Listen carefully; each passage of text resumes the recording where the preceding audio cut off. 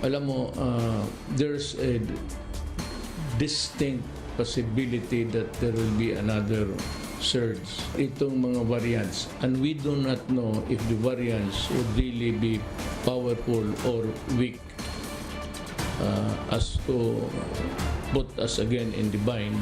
It seems to be appearing in the horizon again sa surveillance ng ating medical people. And I'd like you to maintain yung mga protocols na which have been proven to help us a lot in combating the virus.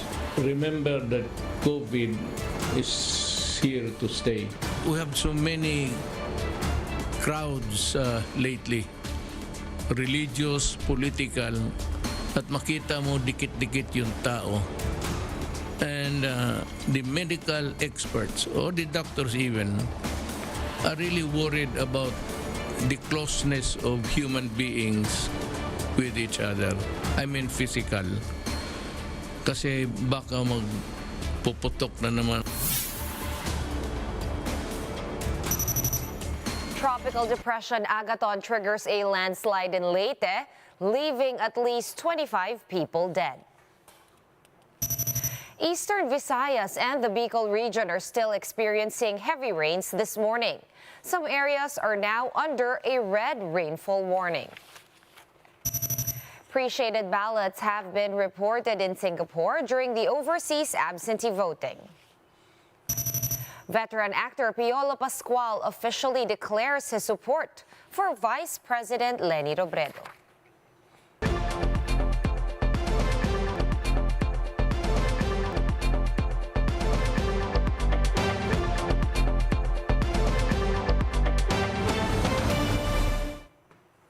Fast, focused, and fearless. Here's everything you need to know as you jumpstart your day. I'm Sean Yao. We have some breaking news. Fire broke out at a portion of the Supreme Court Centennial Building this morning. Fire trucks are now in the area, and the fire is now under control.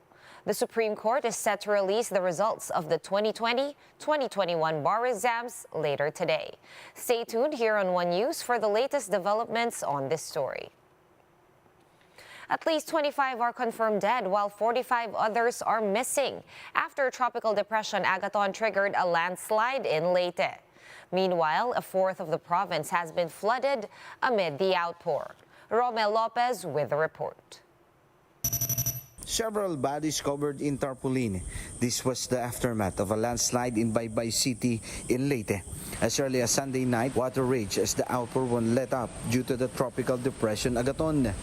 The incessant rains resulted in a mudslide which wiped out parts of several barangays.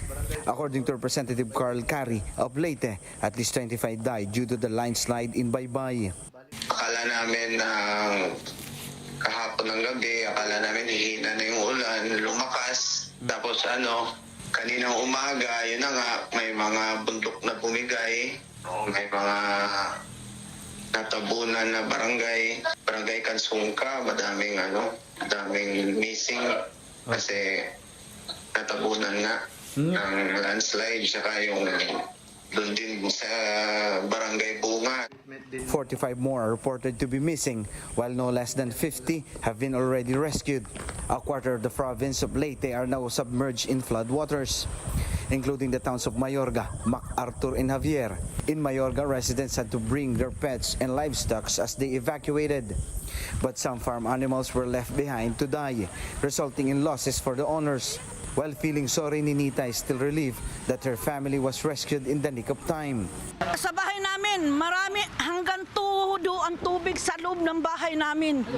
Tumawid kami rito. Andun yung mga apo ko, itinawid namin. Buti na lang tong pinsang ko pumunta kanina dahil kung hindi kawawa kami. Hindi namin alam kung paano kami makakalabas doon. Residents like Sosimo are lost for words as they had just lived through Typhoon Odette a few months ago. Wala masyado hangin. Ulan talaga. Tuloy-tuloy ang ulan. Magdamag. Umaga. Nagising na kayo ng umaga. Tubig na pala to. Kaya wala na kayo magawa. In Javier, motorists are stranded at the national highway due to severe flooding. Even rescue units were stuck. Rescuers have been trying to reach the towns of Abuyog and Baybay, which are the two most affected in Leyte. We do not know actually yet kung anong situation doon.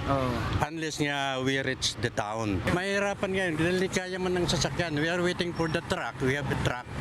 Yun ang maghihilan nito, pati yung mga tao, para makatawid doon.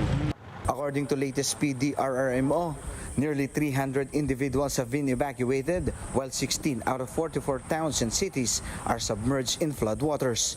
For News 5, Rame Lopez, we are One News. And as we said earlier, heavy rains continue to threaten parts of eastern Visayas and the Bicol region this morning. A red rainfall warning is currently up in Albay, Camarines Norte and Camarines Sur.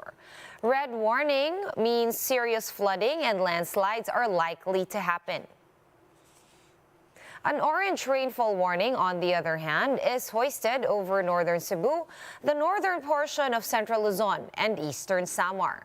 Same goes for Masbate, including Ticao and Burias Islands. An orange warning means that flooding is threatening over low-lying areas and near river channels. Landslides in mountainous areas are also possible. Meanwhile, Catanduanes, Leyte, and Samar are all under yellow rainfall warning. Residents in these areas are advised to monitor the situation amid the heavy rains. Tropical cyclone wind signals are also up over some parts of the country as the eye of Agaton remains almost stationary over the Samar-Leyte area. Signal number 1 is still up over the southern portion of Masbate here in Luzon. In Mindanao, the Dinagat Islands are also under signal number 1 as of 5 a.m. In the Visayas, areas under signal number 1 are eastern Samar, northern Samar, Biliran, Leyte, southern Leyte, and the northeastern portion of Cebu. Strong winds are also expected to prevail in these areas over the next 36 hours. And while Tropical Depression Agaton is affecting several areas in the country, the severe tropical storm with international name Malakas is still outside the Philippine area of responsibility as of this morning. Let's hear the latest on these two weather disturbances from Pag-asa weather forecaster Ana Cloren. Hi, Miss Anna. Can you tell us exactly where Agaton is now? Is it still really almost stationary over Samar and Leyte? As we reported, are we expecting this to move again, and where to? Yes. Good morning. One of the Agaton continues to meander over the Samar-Leyte area, and as of the moment, it is still almost stationary, and it is heading, or it is just meandering in the vicinity of Samar-Leyte area in the next 12 hours. Bothered, Miss Anna, about the fact that it is stationary, and because it is stationary, what could it possibly bring, at least to the weather today? Yes, for today's weather, we're expecting a moderate to heavy with at times intense rains over the eastern Visayas, Bicol region, the northern and central portions of Cebu, including Bantayan and Camotes Island, Aklan, Capiz, Iloilo, Antique, Guimaras, and the northern and central portion of Negros. While we're expecting light to moderate with at times heavy rains over the Mimaropa area, the Dinagat Islands, Zamboanga del Norte, Quezon, and the rest of Visayas. Right, and when are we expecting Agaton to exit the Philippine area of responsibility? This tropical depression Agaton is not expected to exit the Philippine area of responsibility, but it is expected or forecasted to weaken into a low pressure area in the next 24 hours. Right, so for Agaton, it'll just dissipate within the Philippine area of responsibility. However, you are watching another weather disturbance outside the PAR. This is severe tropical storm Malakas. When are we expecting Malakas to enter the Philippine area of responsibility, and should we expect it to affect the country? Yes. Severe tropical storm Malakas is located at around 1,235 kilometers east of northern Luzon, and it has maximum winds of 110 kilometers per hour near the center, and gustiness of 135 kilometers per hour. It is currently moving northwestward kilometers per hour, and this this severe tropical storm Malakas is unlikely to directly affect any parts of the country, and it is expected to enter our area of responsibility tonight or tomorrow early morning. All right. Having said that, Ms. Anna, are these two weather disturbances possibly going to interact with each other as we see sometimes?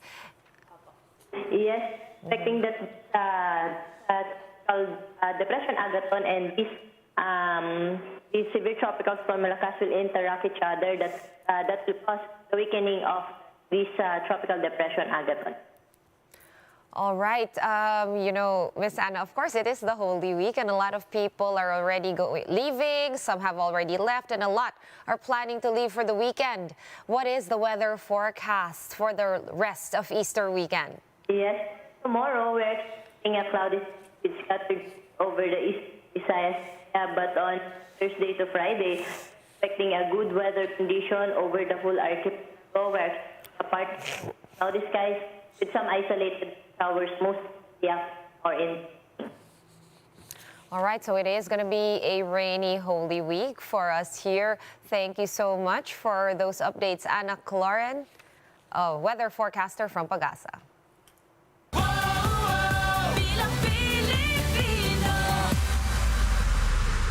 In other news, long queues marked the overseas absentee voting in Hong Kong, while an alleged pre-shaded ballot was reported in Singapore. Despite all these, the COMELEC says that the polls were generally successful. Greg Gregorio with that story. As early as 9 in the morning on April 10, voters lined up at the Kennedy Center in Hong Kong for the first day of overseas absentee voting. Queues were so long, so much so that Pinay overseas worker Christine opted to go home instead. Hanggang sa dulo, pumunta ako, tinry ko. Sabi ko baka hindi ko kaya na pumila na mahaba. A midday cutoff had to be implemented to control the influx. Bago mag-alas 12 ay tumigil na po ang pagdagdag ng pila sa mga boboto sa mga presinto dito sa Hong Kong. Galit na galit po ang mga OFWs dahil marami sa kanila ang maagang gumising. According to the data of the Philippine Consulate General in Hong Kong, less than 4% of the 93,000 registered voters casted their votes. The consulate said the cutoff had to be implemented as recommended by Hong Kong police as part of anti-COVID-19 measures. Hong Kong, after all, is battling a fifth wave of infections. Over in Singapore, a voter alleged to have received a pre-shaded ballot. Cheryl was told it was just a spoiled ballot. She was given a new one and was able to vote. According to the COMELEC, this has to be investigated. The chairman of the SBI make sure na walang laman ito, walang shaded or anything na ilagay doon sa balota. So kapag doon pa lang, kapag nakita na ng botante na may shaded ballots na, hindi natatanggapin dapat ni botante yun. So automatic dapat i-report niya agad. The COMELEC will also probe the alleged exit polls which proliferated online after the first day of overseas absentee voting. Hindi natin alam o hindi nila alam kung yung mga tinatanong makatapos makaboto ay tama yung sinasabi. The COMELEC admitted to hold-ups in several areas which have yet to start voting period. That includes Shanghai, which is currently on lockdown. 5 areas, including Ukraine, also failed to conduct overseas voting. Despite these issues, COMELEC said the first day of voting is still peaceful and successful. The overseas absentee voting will run until May 9. Their votes will be opened, transmitted and canvassed on May 9, same day as the polls in the Philippines. For News 5, Greg Gregorio, we are One News. Let's find out where our national candidates are headed to today.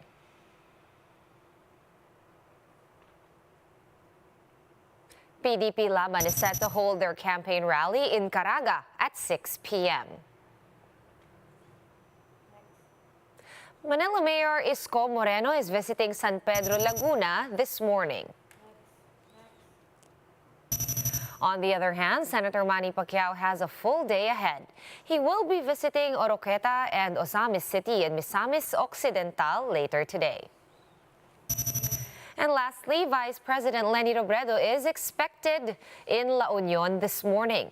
Robredo will be attending the La Union People's Rally in San Fernando City before visiting the San Fernando City Hall. Later in the afternoon, the Vice President will also be campaigning around Virac, Catanduanes.